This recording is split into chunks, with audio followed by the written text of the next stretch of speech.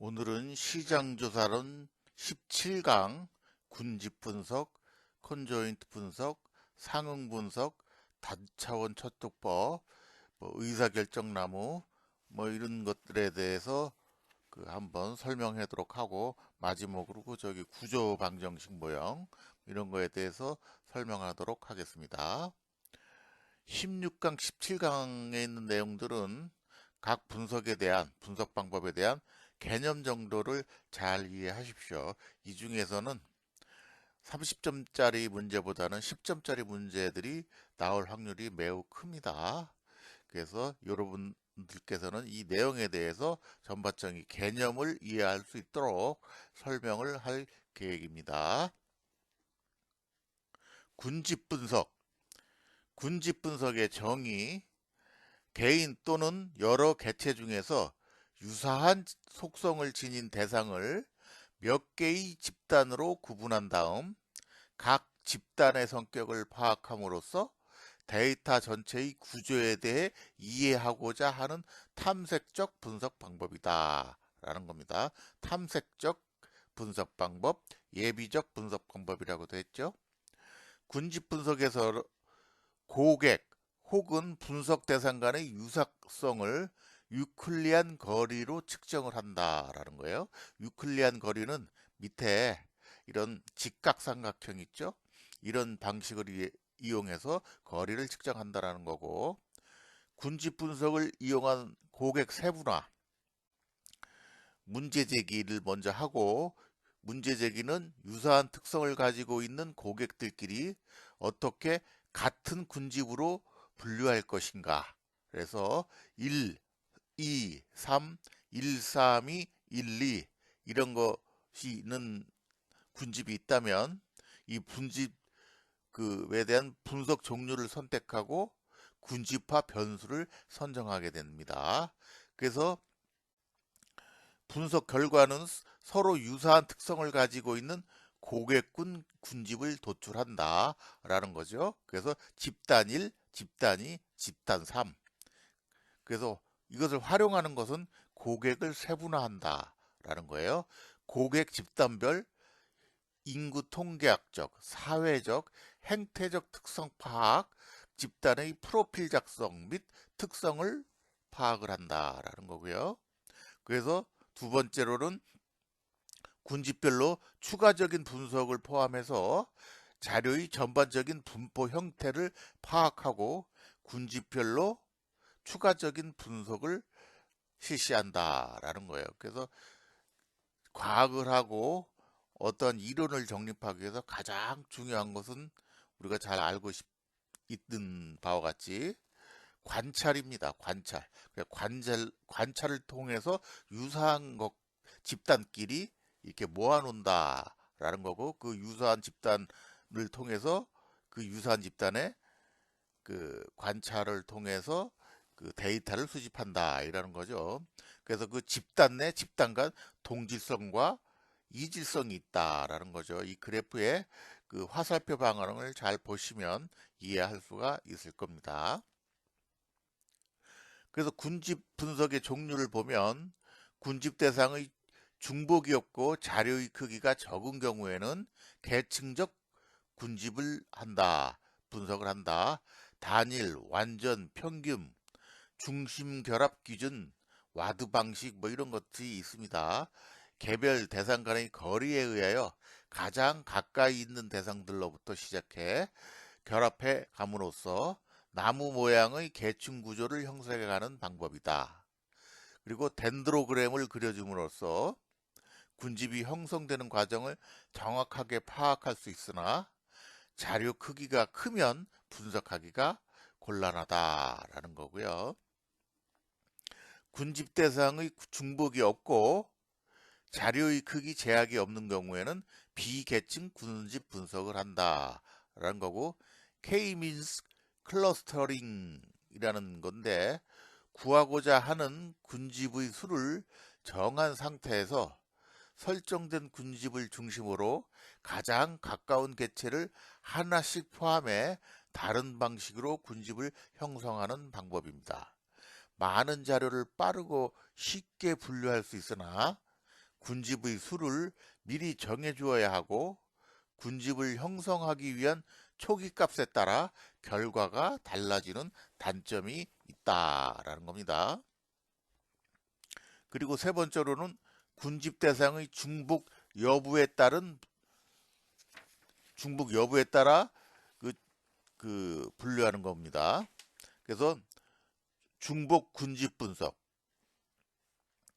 프림이라는 것이 있는데 몇 개의 군집화 규칙을 상이하게 적용하여 군집화하는 방법으로 하나의 객체가 여러 군데에 동시에 포함될 수 있다라는 겁니다.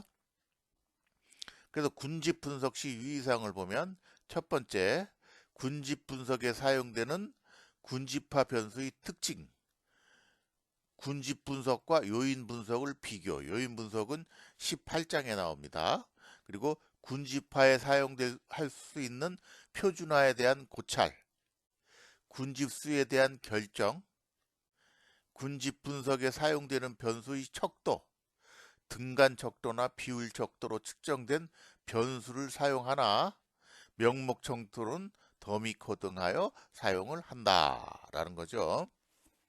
그 다음에 군집 분석에 사용되는 변수와 변수의 가중치를 고려를 해서 군집 분석할 때 유의해야 한다라는 겁니다. 그 다음에 컨조인트 분석에 대해서 알아보도록 하겠습니다. 소비자의 효용을 분석하는 대표적인 방법으로 상품 자체를 평가함으로써 상품이 가지고 있는 속성 하나하나에 소비자의 효용을 추정하여 소비자가 선택할 상품을 예측하는 방법이다 라고 이해하시면 되겠어요.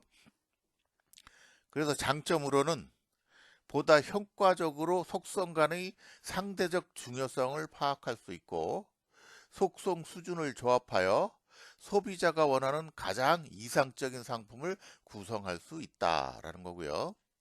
이상적인 형태로 현실적으로 상품화가 유용한 속성 수준을 구성된 상품 자체를 평가함으로써 보다 효과적으로 소비자의 효용을 추정할 수 있다라는 겁니다. 단점으로는 속성과 속성 수준이 많으면 정확한 효용을 추적하기 위해 사용해야 할 가상 상품의 수가 너무 많아지고 가상 상품에 대한 선호도를 정확히 파악하는 데는 한계가 있다라는 거예요. 예를 들면 좋아하는 가수를 가장 선호하는 순으로 10명을 선정하라고 한다면 뒤에 있는 선호 순위는 정확하지 않는 경우가 많다라는 겁니다. 실행 단계별 적용 방법, 분석 단계는 모형을 선택하고 자료를 수집하고 자료 집합의 구성을 하고 그 다음에 자극을 제시하고 종속 변수 측정 단위, 개수 추정, 시장 세무나 타당성 검증 및 시장 점유율을 이제 조사를 한다, 분석을 한다라는 거죠. 그래서 컨조인트 분석의 활용은 군집화를 통한 시장 세분화, 효용값을 이용해서 군집 분석을 하고 세분 시장을 형성하는데 이 시장 세분화하고 세분 시장별 특성을 파악합니다. 인구 통계학적, 사회적, 행태적 특성을 파악하고 세부 시장 프로필을 작성을 합니다. 그래서 이 특성을 파악해서 표적 시장을 선정을 하고 세분 시장을 평가한다는 겁니다. 그래서 경쟁도와 수익성 이런 표적 시장을 선정을 해서 신제품 개발, 신상품 개발, 그래서 신제품의 시장 점유율을 예측한다. 그래서 시장 점유율 예측 방법은 태대 선호 규칙 모형, DTL 모형, 로진 모형 등이 있다라는 정도로 이해하시면 되겠습니다. 그래서 2022년도 기출문제 컨조인트 분석의 의미를 설명하고 컨조인트 분석 결과가 신제품 개발에 어떻게 활용될 수 있는지 설명하시오 라고 그랬죠.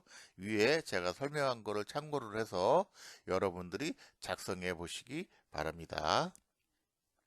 그 다음에 2021년도 기출문제, 군지분섭의 개념 및 그 활용 사례 두 가지를 설명하시오. 이렇게 설명을 하고 있습니다. 그래서 여러분들이 한번 작성해 보시기 바랍니다. 이렇게 약술 문제로 이렇게 나오는 분야가 지금 강의하고 16강 강의에서 나올 가능성이 높습니다. 그러니까 이 정도는 약술 정도를 대비해서 잘 익혀두시기 바랍니다. 그 다음에 다차원 척도법, 상표, 즉 기업 이미지를 비롯하여 상품이 가지고 있는 속성이나 응답자의 이상점과 같은 자극점들 간의 복잡한 다차원 관계를 저차원인 2차원 평면이나 3차원 공간상의 단순한 구도로 시각화하여 나타내는 기법이다 라는 겁니다. 그래서 포지셔닝 등 다양한 소비자의 인식 구조를 시각적으로 나타내줌으로써 마케팅 관리자와 고객 간의 커뮤니케이션에 매우 효과적인 기법이다 라는 거예요. 다차원 척도법의 목적은 첫 번째, 소비자가 상표를 인지할 때 사용하는 평가 차원의 수와 속성의 종류를 파악을 한다 라는 거고요. 두 번째는 평가 차원에서 자사상표의 위치와 경쟁 관계를 파악을 하고, 세 번째로는 포지셔닝 맵상에 상표와 속성 또는 소비자의 이상점들을 함께 나타냄으로써 복잡한 분석 결과를 시각적으로 보다 효과적으로 전달을 한다라는 겁니다. 그래서 기본 개념으로는 복수의 여러 차원, 즉 다차원 상황에서 평가한 자극점, 상표, 속성, 응답자들을 2차원이나 3차원과 같은 저차원 공간상의 점이나 벡터로 나타내는 방법이다 라는 거예요. 그래서 다차원 척도법은 응답자들이 인식하고 있는 분석 대상들 간의 유사성 정도를 파악하여 응답자들이 인식하고 있는 분석 대상을 대상자들 간의 상대적 위치를 유사성으로 평가하여 저차원 공간상에 가장 정확하게 복원하는 방법이다 라는 거고, 따라서 다차원 척도법은 응답자들의 마음속에 있는 다차원상의 자급점들을 저차원상의 맵으로 가장 정확하고 효과적으로 옮겨 놓은 방법이다. 이렇게 이해하시면 되겠습니다. 결론적으로 자급점들의 맵상거리와 소비자가 마음속으로 인식하고 있는 거리 간의 차이를 최소화하도록 하는 맵상에 표시되어 자극점으로 표시하는 것이다. 소비자의 마음속으로 인식되어 있는 거리 간의 차이, 그리고 맥삼의 거리 차이를 최소화하도록 맵상에 표시되어 자극점의 좌표를 찾는 것이다 라는 겁니다. 그래서 다타원 척도법의 종류를 보면 입력 자료의 대칭 여부에 따라 대칭, 비대칭, MDS, 비대칭, MDS 이렇게 볼 수 있고, 입력 자료의 척도에 따라 등간 척도, 비율 척도인 매트릭 MDS, 서열 척도인 경우 논 매트릭 MDS 이렇게 볼 수 있고요. 자극점 비교 방법에 따라 직접 비교 자료를 이용한 MDS, 간접 비교 자료를 이용한 MDS 이렇게 그 종류를 분류할 수 있는데, 이 밑에 그림을 보시면 좀 이해가 좀 하는데 용이하실 겁니다. 그래서 속성점과 응답자의 선호 벡터, 이런 거리 같은 것을 보면서 이 간극을 좁혀지기 위해서 어떠한 마케팅을 전략을 써야 되느냐, 이런 것을 이제 볼 수가 있다라는 겁니다. 이 그림으로. 그리고 속성점과 응답자들의 이상점을 봐서 이상점이 왜 이렇게 좀 다른가, 아니면은 이런 걸 파악해서 어떻게 좀 간격을 줄여줄까, 이런 것을 파악을 할 수가 있다. 이렇게 이해하시면 되겠습니다. 그 다음에는 상응 분석이라는 게 있습니다. 상응 분석. 상응 분석의 정의는 빈도 분열표에 나타날 수 있는 2개 이상의 범주형 변수들 혹은 변수의 범주값의 범주 수준들 간의 연관성을 분석하여 그 결과를 시각적 해석이 용이하도록 기하학적 맵으로 제시하는 다별량 통계 기법이다 라는 거고요. 상응 분석은 빈도를 나타내고 있는 빈도 분할표의 행과 열, 명목 변수의 범주값들이라고 하죠.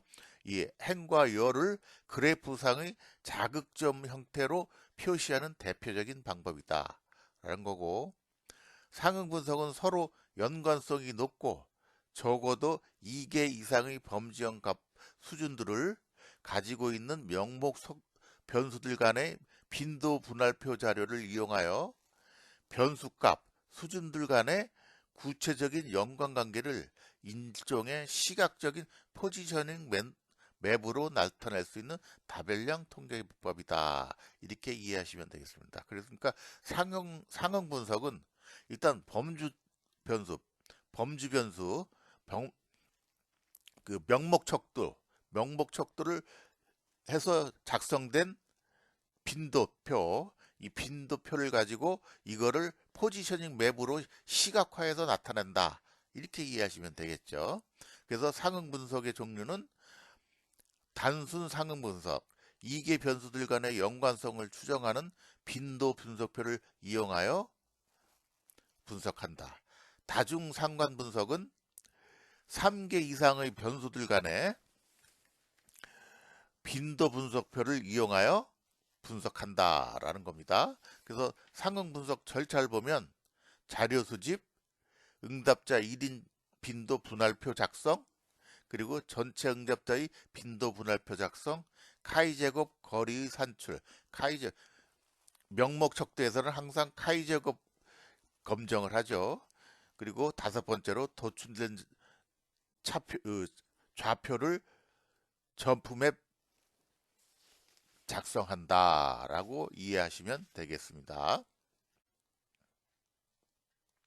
그리고 상응 분석의 장단점을 보면 장점은 탐색적 관찰에 유용하게 활용할 수 있다라는 거고요.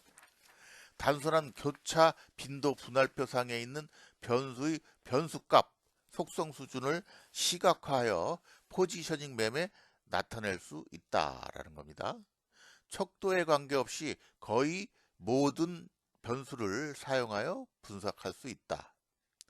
동일한 차원의 맵상 행과 열에 속해 있는 범주들을 동시에 나타냄으로써 이들을 효과적으로 비교할 수 있다라는 거예요.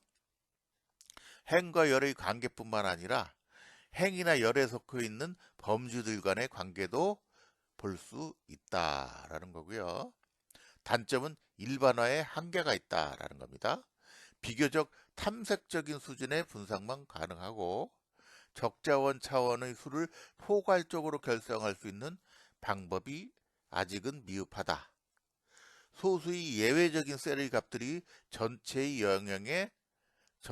영향을 미칠 수 있다라는 거고, 변수가 가지고 있는 특정 변수가 누락되거나 왜곡됐을 경우 분석 결과를 일반화하는 데는 어려움이 있다라는 겁니다.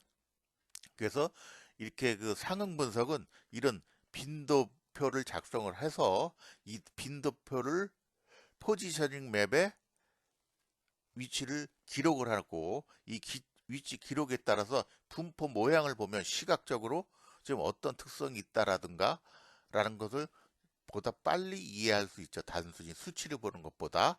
그런 관점에서 이해하시면 되겠습니다. 그 다음에 구조 방정식 모형입니다. 구조 방정식 모형은 사회과학에서 많이 활용하는 것이죠. 근데 여러분들이 이 구조 방정식 모형도 그 여태까지 시험에 출제된 적은 없는데 간단한 개념 정도는 알고 있으시는 게 좋을 것 같아서 여기에 기록을 하게 되었습니다. 구조 방정식은 그 한번 정의에 대해서 알아보면 회귀 분석은 종속 변수와 독립 변수들 사이의 관계반을 분석할 수 있을 뿐 이것이 인과관계인지 일반적인 상관관계인지를 분석 결과만으로 구분하여 설명하는 것은 쉽지가 않습니다. 근데 구조 모형은 인과관계를 분석하기 위한 다수의 잠지변들을 이용한 일련의 회귀 방정식들로 구성된 모형을 말하고 측정 모형은 구조 모형에서 사용되고 있는 잠재 변수들과 이들을 측정하는 데 사용되는 관측 변수들 간의 관계를 나타내는 모형을 의미한다 라는 겁니다. 구조 방정식 모형은 잠재 변수들 간의 인과관계를 규명하는 경로 분석과 구조 모형에 사용된 잠재 변수들을 간접적으로 측정하는 확인적 요인 분석을 결합한 모형이다 라는 거고요. 구조 방정식을 또 하나의 특징은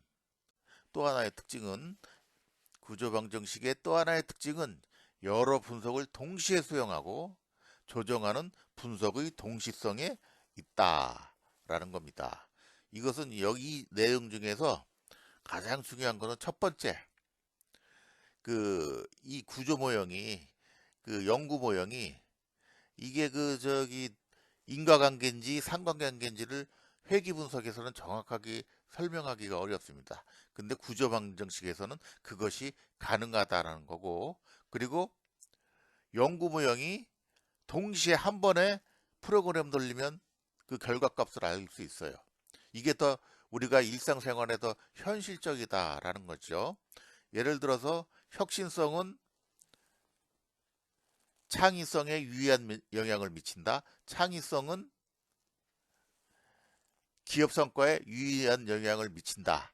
이런 것을 회귀 분석을 하려면 회귀 분석은 두 번을 실시합니다. 통계 프로그램에서 혁신성과 창의성의 가설, 창의성과 가설 설정의 가설, 이거를 두 번 실시를 해야 되는데 구조 방정식 모형을 사용하는 그 통계 프로그램에서는 이것을 한 번에 다 처리를 해버리고 또 이 과정의 연구 모형을 수시로 좀 조정을 할 수가 있어요. 이 프로그램에서. 그래서 혁신성이 기업 성과에 유의한 영향을 미친다는 세 번째 가설을 바로 설정해서 프로그램을 돌려서 이 세 가지 가설이 한 번에 실시될 수 있는 동시성이 있습니다. 그래서 사회과학에서는 이 구조 방정식 모형으로 해서 연구 논문을 많이 써요. 석박사 논문 쓰신 분들 알 겁니다. 이런 특징이 있습니다. 그래서 이것이 현실 세계에 더 맞다라는 거죠. 우리가 이런 일상생활을 살아가면서 혁신성이 창의성에 영향을 먼저 미치고 그 다음에 창의성이 기업 성과에 영향을 미치는 게 이게 선후 관계가 아니라 동시성이다라는 거죠. 현실적으로는. 그러니까 구조 방정식 모형은 사회과학에서 애려 더 적합하다. 분석 모형으로 더 적합하다. 이런 평가가 있기 때문에 이걸 많이 활용을 한다라는 거고요.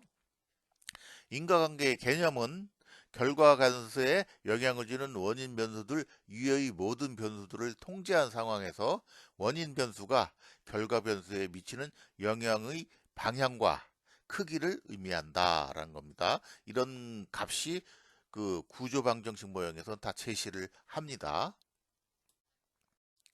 그래서 인과관계의 개념과 성립 요건. 첫 번째가 공동 변화 원인에 되는 현상이 변화하면 결과가 되는 현상도 같이 변화해야 된다. 시간적 선후 관계에 영향을 주는 사건이 영향을 받는 사건보다 시간적으로 먼저 일어나야 된다. 원인 변수와 결과 변수는 서로 비허위적이어야 된다라는 거죠. 그래서 이 비허위적이라는 것은 얼토당토한 가설 설정해가지고 말이 안 되는 가설 설정해서 그거를 분석하지 않아야 된다라는 겁니다. 통계 프로그램에서는 그렇게 해서 분석할 수가 있어요. 왜냐하면 그 기계니까 인지하지 못합니다. 프로그램이니까. 근데 우리가 일반적으로 판단하기에 비허위적이어야 된다 된다라는 거고, 이것은 결과 변수의 변화가 변하면 원인 변수에 그 의해서만 설명이 돼야 된다라는 거고, 결과 변수의 변화가 원인 변수 외에 다른 변수에 의해서 가능한 한 설명될 수 없어야 된다라는 거고요. 다른 모든 변수들을 통제해도 두 변수 간의 상관관계가 사라지지 않아야 된다라는 겁니다. 이게 제대로 비효율적이면 이런 현상이 일어날 수밖에 없다라는 거죠. 그래서 밑에 그림은 구조 방정식 이렇게 모양을 그려 나온 겁니다. 여기 x1, x2는 설명 문항이에요. 그리고 성취동기 뭐 이런 거는 잠재 변수. 그리고 업무 만족도는 성취동기의 결과 변수죠. 그렇죠? 그러면서 업무 성과에 그 결과 변수면서도 업무 성취에 영향을 주죠. 이런 관계를 우리가 설정해서 연구를 할 수가 있다라는 겁니다. 그 다음에 의사결정 나무 모형이 되겠습니다. 의사결정 나무 모형의 정의. 관심 대상이 되는 데이터 등을 찾고 이를 바탕으로 분류 대상들을 몇 개의 소집단으로 분류하는 규칙을 나무 구조로 나타낸 모양이라고 합니다. 그래서 요 정도가 이제 간단히 정의를 했는데 이 그림을 보면 여러분들이 이해하실 수가 있을 거예요. 의사결정 나무 모양을 하려면 문제 제기는 이 뿌리 부분에 해야 되고, 그 다음에 줄기, 분석 결과는 이제 줄기, 그리고 잎, 그래서 활용, 음? 그래서 고객 분류, 그래서 고객과의 관리하는 데는 이제 잎 쪽에 되죠. 가지 쪽에 잎 쪽으로 된다라는 겁니다. 그래서 나무를 거꾸로 세우는 모양 방식으로 이렇게 그 소 집단을 분류해 나간다라는 겁니다. 그래서 이게 의사결정 나무 모형이다. 이렇게 하면서 의사결정을 실시하게 된다라는 것입니다. 그래서 오늘은 17차 강의에 대해서 설명을 드렸습니다. 강의 시작할 때 설명드렸다시피 16강, 17강에 대해서 기본적인 개념 정도는 파악을 해 두십시오. 그래서 핵심 키워드가 있을 거예요. 그 모형들에 그거를 가지고 여러분들이 잘 이해를 해 주시면 나중에 약수를 할 때 그 핵심 키워드로 풀어나가면 되죠. 그래서 한번 그 핵심 키워드를 선정을 하고 여러분들이 한번 작성을 해 보십시오. 작성을 해서 여러분들 것으로 체득을 시켜야 됩니다. 그러면 이 정도 약술 문제는 여러분들이 어, 인식할 수 있으실 거예요. 네, 수고하셨습니다. 다음은 마지막 강의인 18강 강의에서 만나도록 하겠습니다. 감사합니다.